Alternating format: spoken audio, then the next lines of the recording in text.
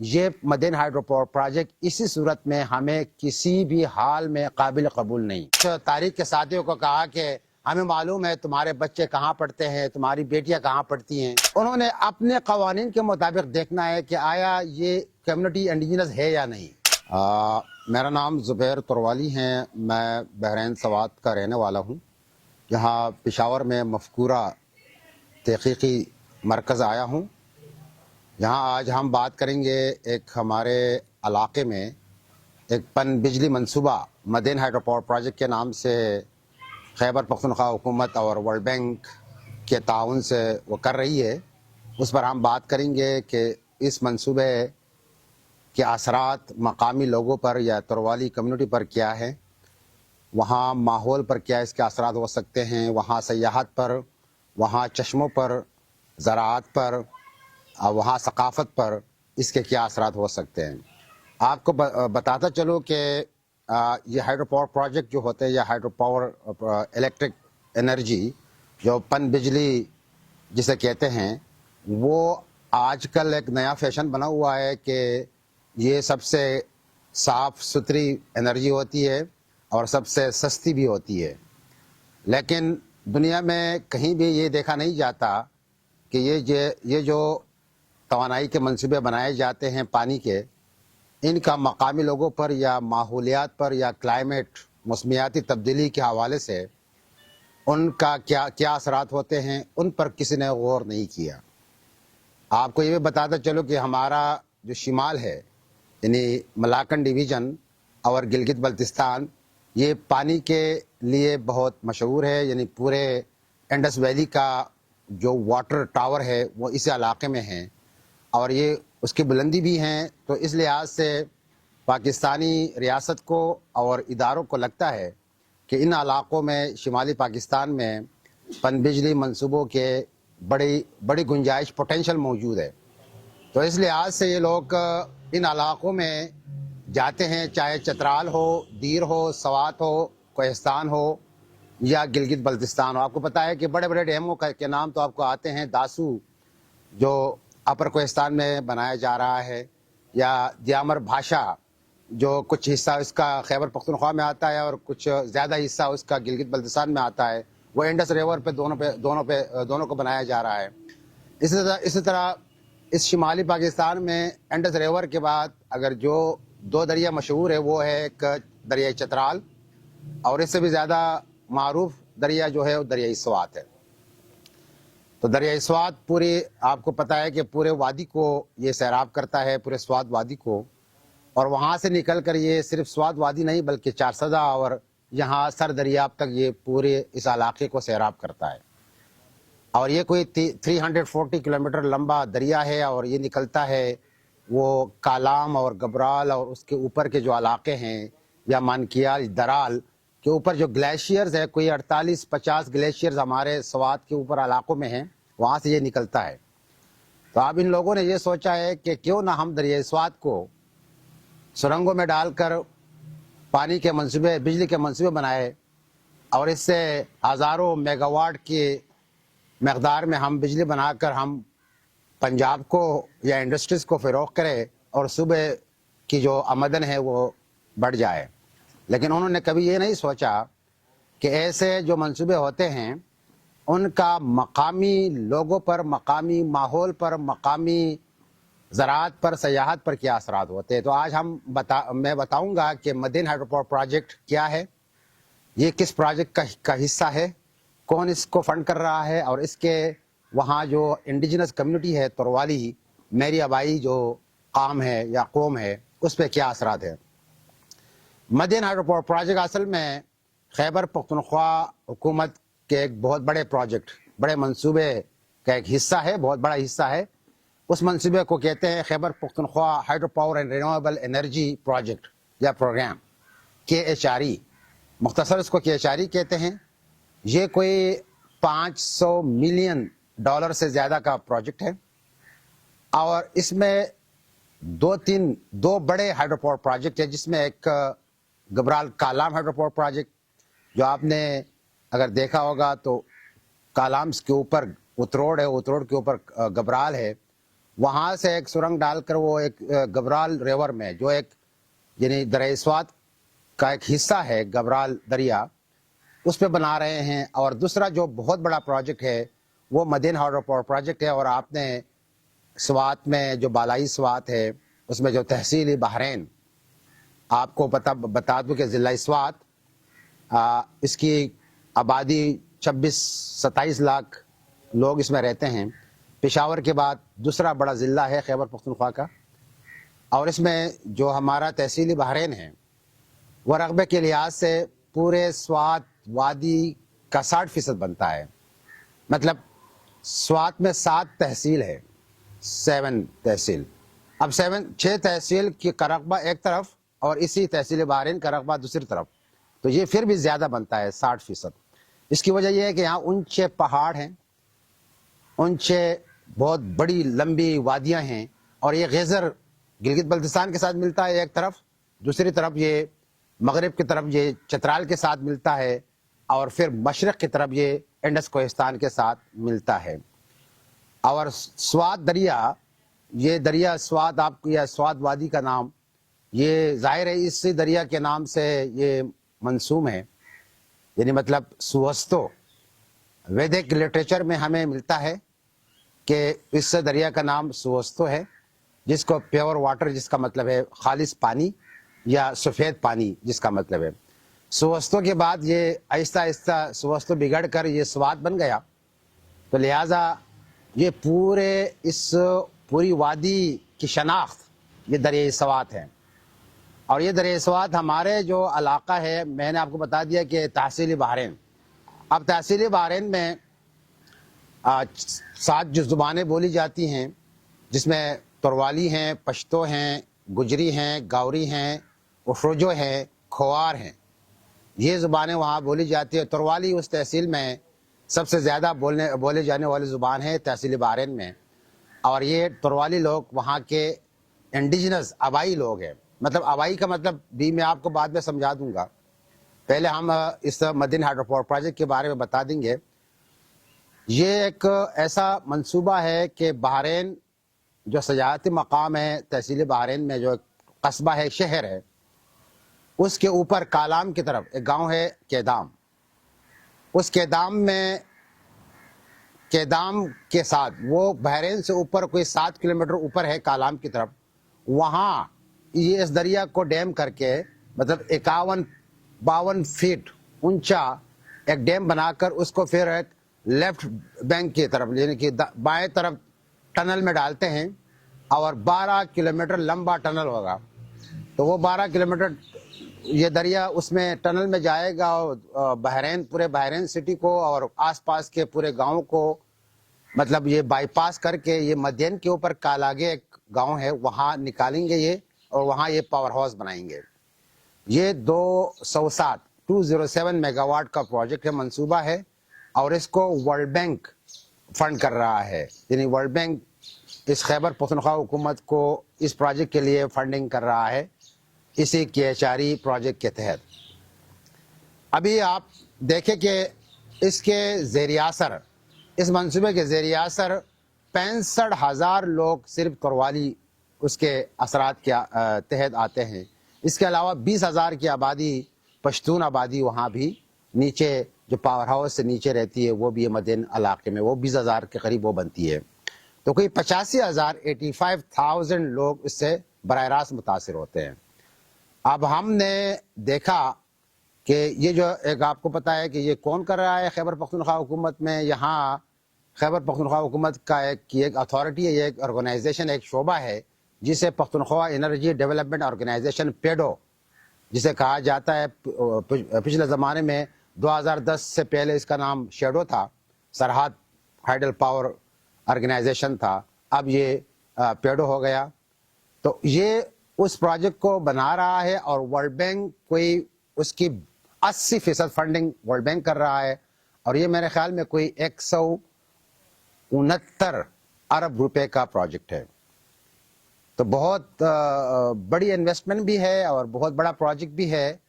لیکن جو ان لوگوں نے, جس حکومت نے یا جن لوگوں نے اس کو ڈیزائن کیا ہے, اس کے ڈیزائن میں مسائل ہے، اس کے جو اسٹڈیز ہے اس میں ہی مسائل ہے۔ اب آپ کو یہ بھی بتاتا چلوں کہ پورا سوات جو سیاحت کے لیے مشہور ہے تو وہ تحصیل بحرین کی وجہ سے ہے۔ کالام، بحرین اور آس پاس کی وادیاں، وہاں سارے لوگ سیاح جاتے ہیں۔ میرے خیال میں گزشتہ سال، اس سال تو کچھ مسائل کی وجہ سے تعداد کم پڑ گئی، گزشتہ سال کوئی 12 لاکھ سے زیادہ سیاح صرف سمر میں گئے تھے، مطلب گرمیوں میں وہاں گئے تھے۔ تو اس علاقے کا پہلا روزگار کا پہلا ذریعہ ہم کہیں گے کہ زراعت ہے، دوسرا ذریعہ سیاحت ہے، ٹورزم۔ تو آپ یہ جو مدین ہائیڈرو پاور پروجیکٹ کے ضد میں کوئی 100 سے زیادہ بڑے ہوٹلز آتے ہیں، مطلب جو دریا پہ ڈیپینڈ کرتے ہیں، انحصار کرتے ہیں، وہ ہوٹلز اپنے ماحول کے لیے، اپنے اٹریکشن کے لیے وہ دریا پہ بنے ہیں، دریا کنارے بنے ہیں۔ تو وہ کوئی 100 سے زیادہ وہ ہوٹلز ہیں، اسی طرح سینکڑوں ریسٹورنٹس ہیں، مارکیٹس ہیں، ان سب کا انحصار اس دریا کے پانی پر ہے۔ اس دریا کے پانی کے لیے لوگ آتے ہیں، اسی موسم کے لیے آتے ہیں، اور یہ دریا وہاں ایک لحاظ سے آپ کو یہ بتاتا چلو کہ ماحول کو یہ مطلب ایک مینٹین رکھتا ہے، سرد رکھتا ہے، خوشگوار رکھتا ہے۔ تو آپ اگر یہ دریا ٹنل میں گیا تو ظاہر ہے وہ ایک نالا بن جائے گا، گندا نالا سا، اور وہاں پھر ہوٹلز پھر خالی پڑ جائیں گے، مارکیٹس بھی خالی پڑ جائیں گے، اور ہزاروں لوگوں کا روزگار بھی چلا جائے گا۔ ایک تو یہ ہے۔ دوسری بات، اس کی دوسری خامی اس میں یہ ہے کہ یہ جن گاؤں کے نیچے سے جائے گا، اس میں شگئی گاؤں ایک نام ہے، اس میں غوریجو ایک گاؤں ہے، درولئی گاؤں ہے، پھر آئین گاؤں ہے، مانکر گاؤں ہے۔ ان گاؤں کے نیچے سے یہ ٹنل جائے گا تو وہاں کوئی 32 چشمے ہیں، سپرنگز، جو گلیشیل سپرنگز کہتے ہیں، جو از خود نکلتے ہیں، قدرتی چشمے۔ وہ چشمے اس ٹنل سے متاثر ہوتے ہیں، ہوں گے، کیونکہ ان چشموں کا روٹ تبدیل ہو جائے گا، کہیں کوئی چشمہ غائب ہو جائے گا، اور اس چشموں پر ان گاؤں کی 25,000 آبادی سے زیادہ آبادی بنتی ہے، وہ پینے کے لیے بھی ان چشموں پر انحصار کرتے ہیں، اور ان کے زراعت کے لیے بھی یہی چشمے آبپاشی کے لیے بھی وہ استعمال کرتے ہیں۔ تو زمینیں بنجر ہو جائیں گی، لوگوں کے لیے صاف پانی مہیا نہیں ہوگا، اس کا یہ بھی بڑا مسئلہ ہے۔ ایک تیسرا مسئلہ اس کے ساتھ یہ ہے کہ اس پروجیکٹ میں جو ریور سوات میں کوئی 7 قسم کی فش پائی جاتی ہے، ٹراؤٹ کے علاوہ، ٹراؤٹ، سہو، وطنی، اس چگاڑ، اس طرح کے نام ہے لوکل، ان کے علاوہ تو اس فش کا ہیبیٹیٹ تباہ ہو جائے گا۔ وہ فش بھی مطلب ظاہر ہے، وہ یہ تو کہتے ہیں ٹیکنیکلی کہ ہم نے ای فلو اتنا رکھنا ہے، اتنا رکھنا ہے، فش لیڈر لگانا ہے، لیکن ہمارے سامنے درال ہائیڈرو پاور پروجیکٹ کا کیس اسٹڈی وہ بھی بحرین میں ہے، وہ ہمارے سامنے ہیں۔ وہ 2012 میں اس پر کام شروع ہوا، 18 میں کمپلیٹ ہوا، وہ پروڈکشن کر رہا ہے بجلی کا، لیکن اس نے بحرین کے ساتھ، چشموں کے ساتھ، زمینوں کے ساتھ جو حال کیا ہے وہ ہمارے سامنے ہے۔ ہم اس کو دیکھ کر ہم کسی پر یقین نہیں کر سکتے ہیں کہ آیا وہ ہمیں لاکھ یقین دہانی کرائے، ہمیں یقین نہیں آتے، کیونکہ یہ سارے جھوٹ بولتے ہیں۔ اور یہ جو پیڈو نے جتنے رپورٹس بنائے ہیں، آپ کو یہ بتاتا چلوں کہ جب بھی کوئی اس طرح کا منصوبہ بنتا ہے تو اس کے 2 اہم رپورٹس بنتے ہیں، جس کو ایک کو کہتے ہیں ESIA، environmental and social impact assessment, اور ایک وہ رپورٹ ہوتی ہے، دوسرا ہے ریسیٹلمنٹ ایکشن پلان، کہ کس طرح جو لوگ ڈسپلیس ہوں گے، جن لوگوں کی زمینیں ایکوائر ہوگی، ان کو کس طرح بحال کیا جائے۔ یہ 2 رپورٹس بنتی ہے۔ معلوم نہیں کہ پیڈو نے یہ رپورٹس کہاں بنائے ہیں۔ ان رپورٹس یہ جھوٹ کے پلندے ہیں۔ یہ سارے رپورٹس میں مطلب ESIA میں اتنے جھوٹ بولے ہیں، ایون ہماری شناخت کو پیڈو نے اور خیبر پختونخوا حکومت اور ورلڈ بینک نے وہ شناخت نہیں مانا ہے، ہمیں تباہ کر دیا۔ وہ ہمارے لیے لکھا ہے کہ in this area the people who live are Kohistanis, they speak Torwali and Gujri languages and they are all Yusufzai tribes۔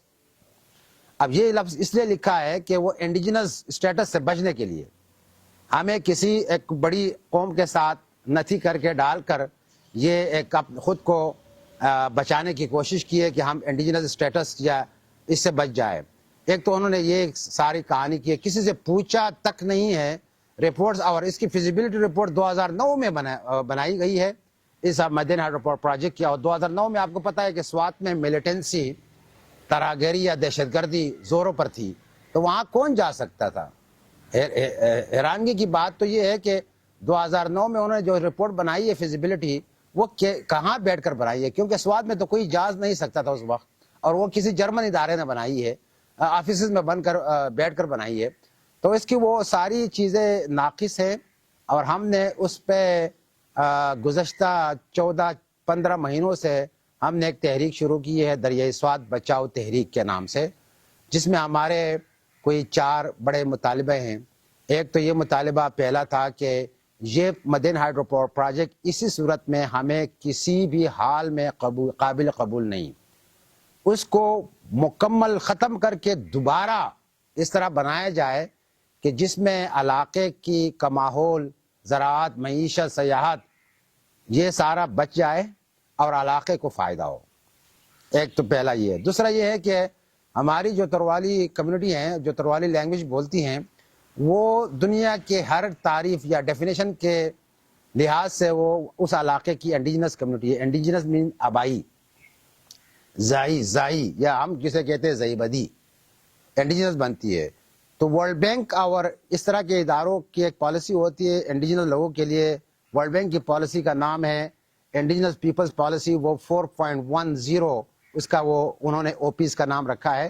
اس کے حساب سے وہ ہم انڈیجنس ہے۔ آپ کو تو یہ تو پتا ہے کہ پاکستان میں کوئی بھی آئین نہ کوئی قانون کسی بھی لوگوں کو انڈیجنس نہیں مانتا ہے پاکستان، ظاہر ہے یہ بالکل کلیئر ہے، لیکن یہ شرط نہیں ہے ورلڈ بینک کے لیے یا اے ڈی بی کے لیے یا آئی ایل او کے لیے کہ وہ جب بھی جہاں بھی کوئی پروجیکٹ کرتے ہیں، فنڈ کرتے ہیں، انہوں نے اپنے قوانین کے مطابق دیکھنا ہے کہ آیا یہ کمیونٹی انڈیجنس ہے یا نہیں۔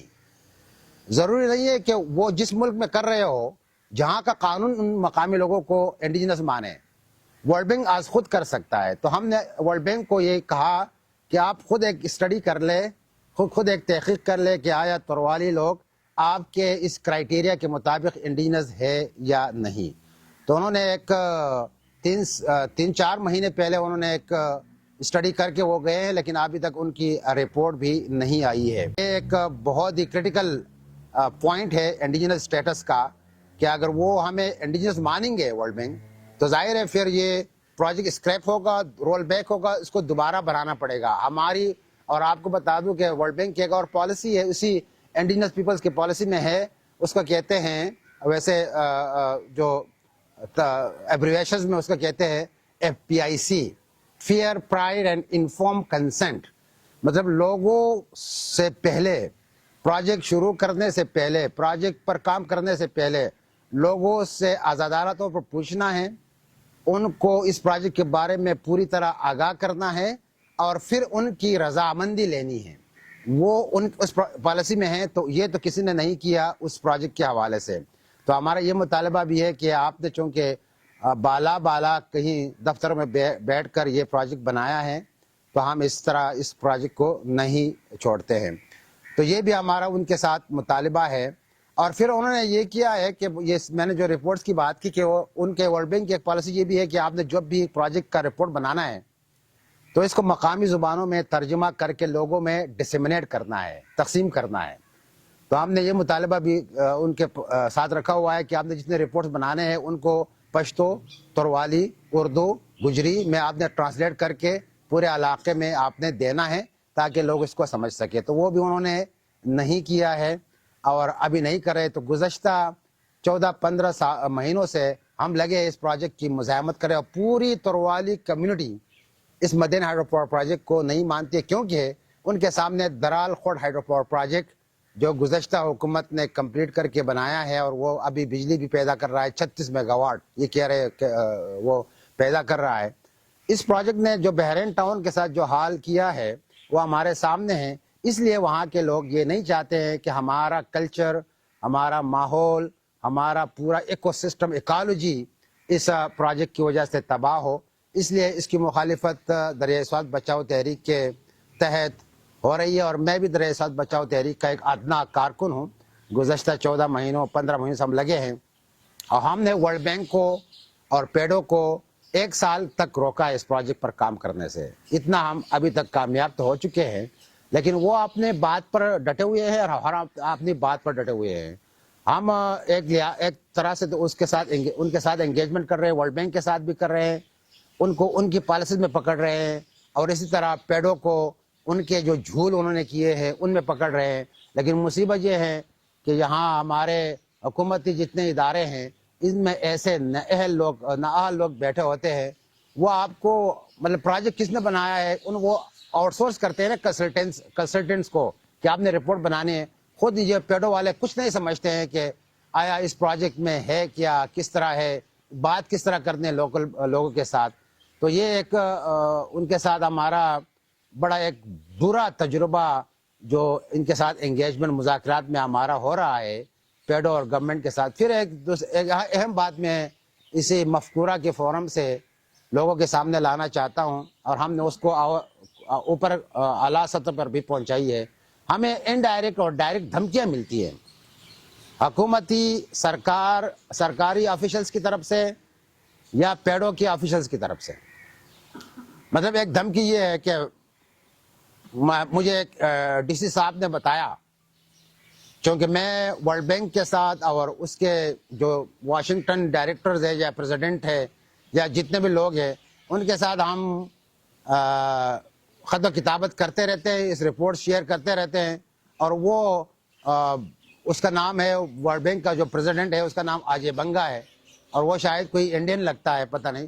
تو مجھے ایک ڈی سی صاحب نے کہا کہ دیکھیں نا آپ، وہ تو انڈین ہے، پاکستان مخالف ہے. آپ اس نے ایزیوم کیا ہے کہ پاکستان مخالف ہے. بھائی وہ ورلڈ بینک کا پریزیڈنٹ ہے، کیوں وہ پروفیشنل بندہ ہے، کیوں مخالف ہوگا؟ اور آپ غداری کر رہے ہیں، آپ ایسے لوگوں کے ساتھ خط و کتابت کرتے ہیں، اور یہ پاکستان قومی مفاد کے خلاف ہے. تو یہ ایک دھمکی مجھے ان کی طرف سے آئی. میں نے کہا بالکل، اگر ان کا کوئی فورم نہیں ہوتا، وہاں کوئی بات کرنے کا فورم نہیں ہوتا تو میں نہیں کرتا ان کے ساتھ بات. لیکن انہوں نے فورم مہیا کیا ہے اور میرا حق بنتا ہے. میرے علاقے میں ایک پروجیکٹ وہ فنڈ کر رہے ہیں اور وہ بڑے اسٹیک ہولڈر وہ ہے.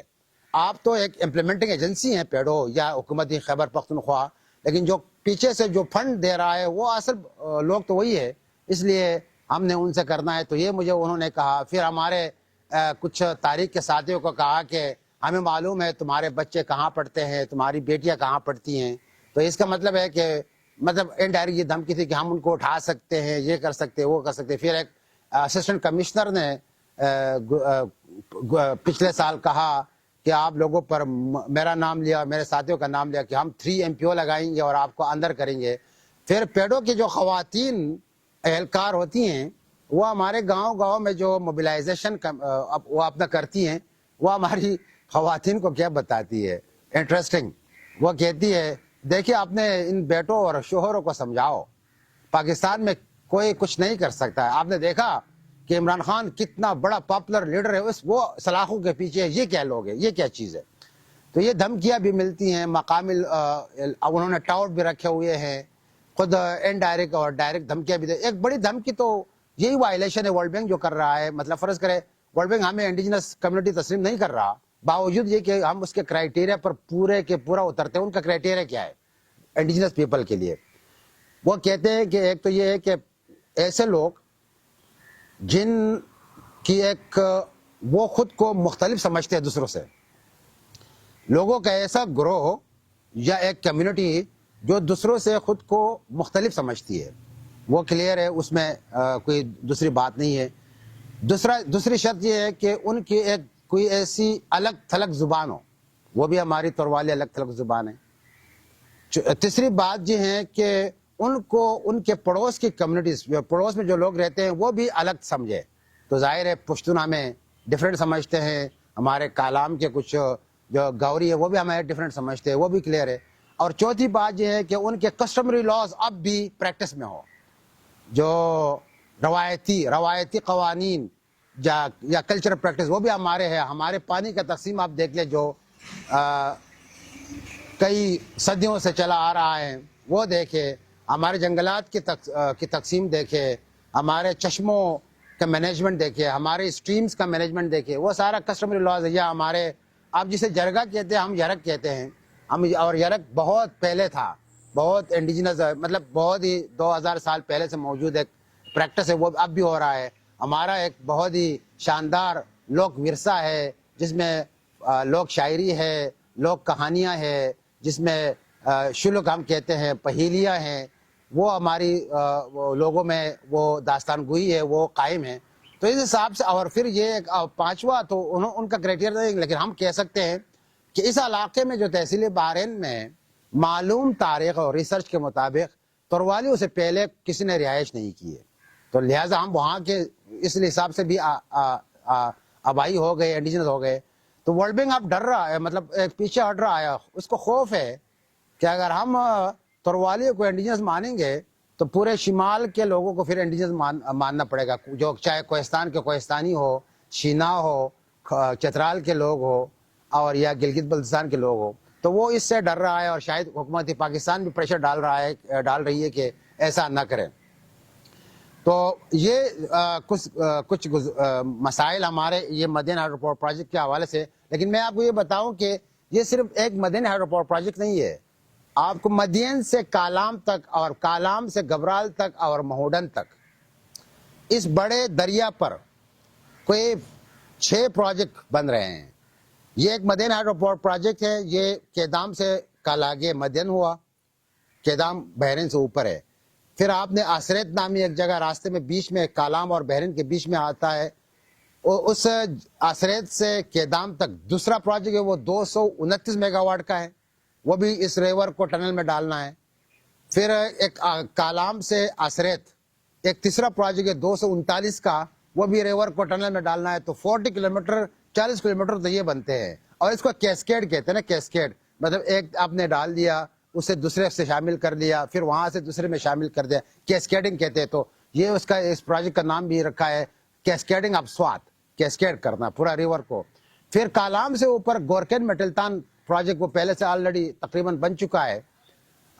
پھر اس گبرال کے سائڈ پر, اتروٹ کے سائڈ پر جو میں نے بتا دیا, Gabral Kalam hydro power project. تو ان دونوں پروجیکٹ پر مقامی لوگوں نے کوئی خاص مزاحمت نہیں کی وہاں کے.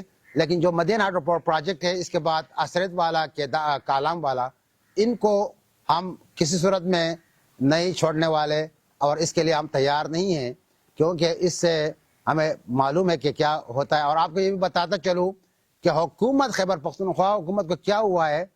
ریسنٹلی جو ایک آپ کو پتا ہے کہ یہ وفاقی حکومت کا جو انرجی اینڈ پاور ڈپارٹمنٹ ہوتا ہے یا منسٹری ہوتی ہے, وہ ہر سال این ٹی ڈی, یہ جو نیشنل جو ڈسپیچ سسٹم ہوتا ہے, جو گرڈ سسٹم ہوتا ہے, وہ ہر سال, یا نیپرا, آپ کو نیپرا کا بتا دوں, وہ ہر سال ایک رپورٹ بناتی ہے. اس رپورٹ کا نام وہ رکھتی ہیں IGCEF, یعنی indicative generation expansion capacity plan. وہ IGCEF اسے عام طور پر کہا جاتا ہے, indicative generation capacity expansion plan. تو وہ ہر 10 سال کے لیے ہوتا ہے. اور اس پلان میں جو حالیہ پلان ہے 25 تا 35, اس میں مدین ہائیڈرو پاور پروجیکٹ کو بھی نکالا گیا ہے, اور یہ دوسرا کالام گبرال والے کو بھی نکالا گیا ہے. لیکن یہ خیبر پختونخوا حکومت تلی ہوئی ہے, ہیلڈ بینٹ ہے کہ اس نے بنانا ہے, خود بجلی پیدا کرنی ہے. پہلے سے اتنی بجلی یہاں پیدا ہو رہی ہے, وفاق ان کو پیسے نہیں دے رہا ہے, یہ کس کو بیچیں گے؟ یہ بھی ایک بڑا سوال بنتا ہے. لیکن ظاہر ہے ان کو اینڈ پروڈکٹ پہ ان کا نہیں ہے فوکس.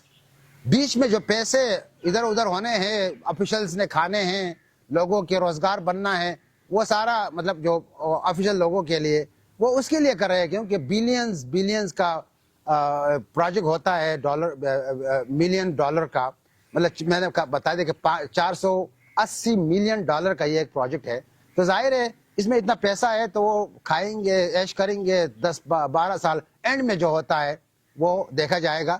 اس کا تو کسی کو پرواہ نہیں, کیونکہ درال خوڑ ہائیڈرو پاور پروجیکٹ وہ 36 میگا واٹ کا پروجیکٹ انہوں نے کہا ہے, 36 میگا واٹ, لیکن وہ ایکچولی وہ ایوریج سالانہ 12 میگا واٹ دیتا ہے.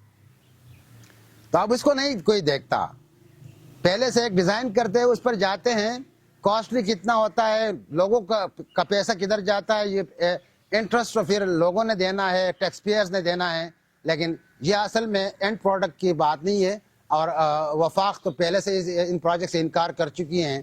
لیکن میں حیران ہوں کہ ورلڈ بینک کیوں تلا ہوا ہے کہ ان پروجیکٹ کو فنڈ کر رہا ہے ابھی تک, اور خیبر پختونخوا حکومت ان کو بنا کر یہ بجلی کہاں لے جائے گی, کس کو بیچے گی, انڈیا کو بیچے گی یا افغانستان کو بیچے گی, وہ بھی بغیر وفاق کے تو نہیں کر سکتی. تو کیا اس کی کیا صورتحال ہوگی؟